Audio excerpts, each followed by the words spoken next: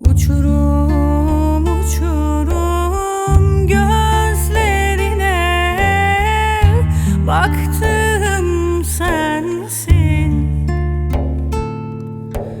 Prangalarca boynuma taktım sensin.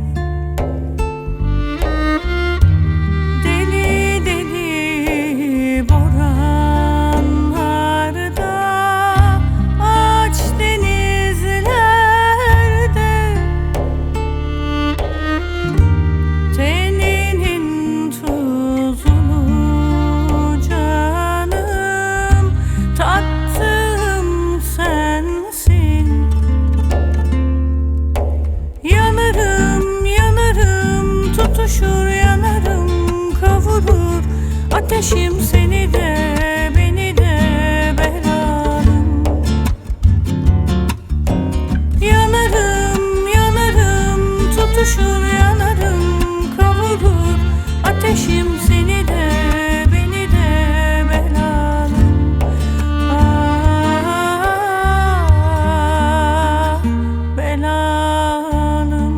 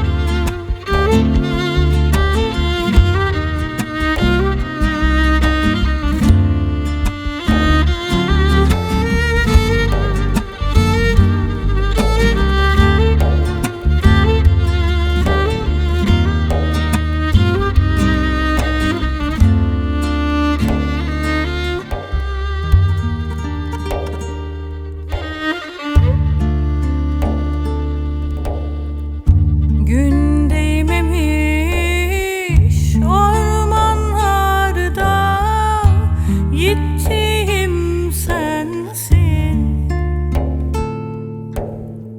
Ömrüme ömür diye kattım sensin. Dağ gülleri gibi hasret çektim.